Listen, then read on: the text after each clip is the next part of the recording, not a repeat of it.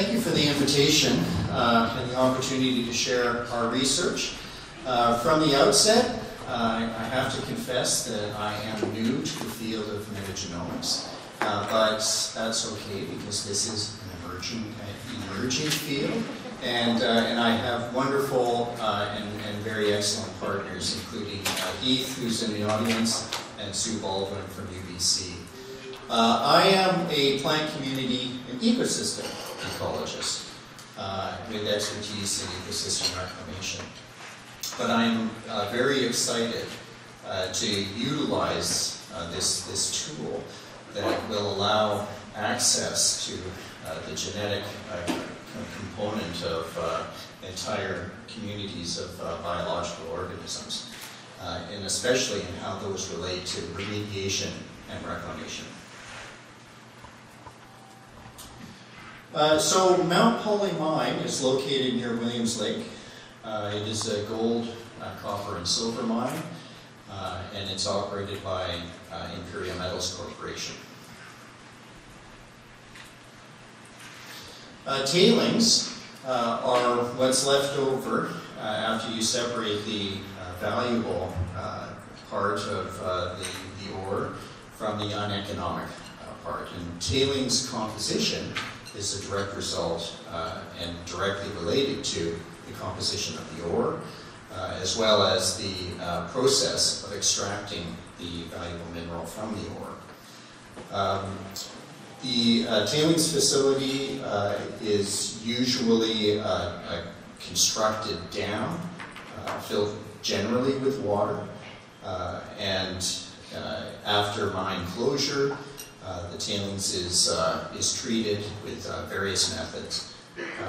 The Mount Polley mine tailings facility that you see here is approximately 2 square kilometers, and it holds 24 million cubic meters of water. However, on August 4th, as I'm sure many of you in the room are well aware, the dam breached, releasing supernatant water, tailings slurry, and dam construction materials into the watershed. This resulted in covering approximately 25 hectares of lake-associated wetland and approximately 45 hectares of riparian area, and releasing sediment and dissolved metals into Polley Lake and Quesnel Lake. You can see the dam on the left here, and the breach, the outwash washed out, essentially ricocheting off of Polley Lake and rushing down Hazeltine Creek and into Quesnel Lake, which is not shown in this photo. The photo on the right shows Hazeltine Creek after the release of the dam breach. So the problem then is in containment and treatment. And for containment, what is the likelihood of long-term metal leaching into the watershed? Copper and iron has been identified in a recently released report as being the most abundant heavy metals and likely in need of treatment. For treatment, is it possible to stimulate passive remediation for the site? Microbes have been identified as functioning in ecosystems like this sulfur-reducing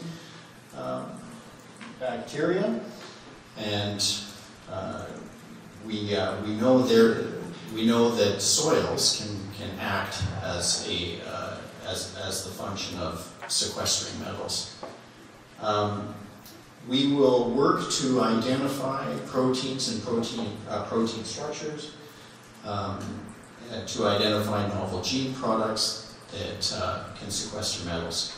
And we'll also use bioamendments, organic amendments, such as plant litter or hay, because these products have the ability of quickly sequestering heavy metals. Now, leaching of metals depends on water and soil chemistry as well as mineralogy. as well as the bacterial community composition, structure, and activity. Bacteria, of course, can be cultured in the lab, and by doing so, as this petri dish suggests, by doing so, it's possible to identify the diversity and composition of the community. But of course, only less than 1% of bacteria from a field sample can successfully be cultured in the lab.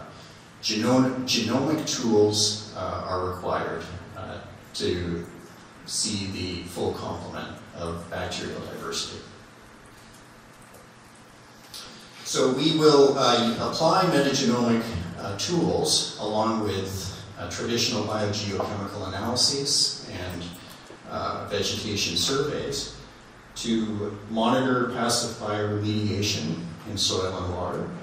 And here we want to determine how the trajectory of the biotic community changes after a disturbance.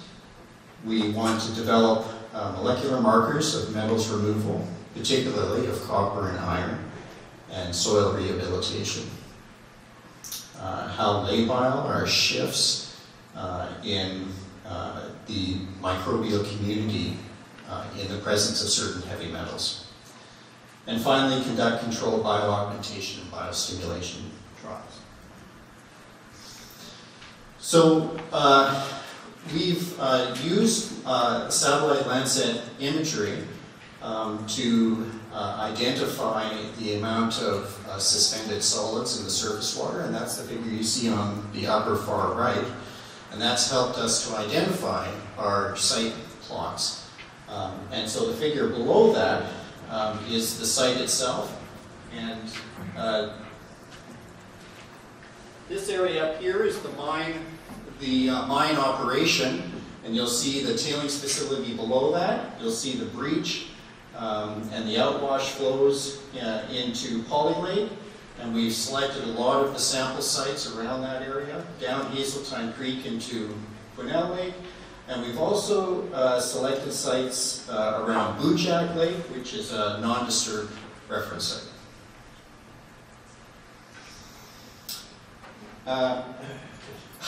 Thank you. So we'll take these samples, extract the DNA and sequence the DNA. We'll use blast sequencing, and from that we will then assemble and annotate those sequences. We hope that using this metagenomics approach will provide a window into the passive remediation and chronic impacts of metal leaching. I point out here that we do include acidophiles, but also alkalophiles. As it turns out, the ore from this site is not acid rock generating, and so it's quite likely that any of the bacteria that function in this system may need to function in alkaline conditions.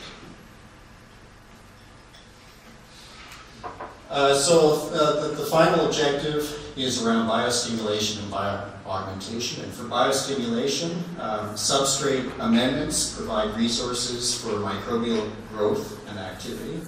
And this dump truck is showing an example of adding biosolids. And with bioaugmentation, we hope to discover novel enzymatic products that we can culture and inoculate.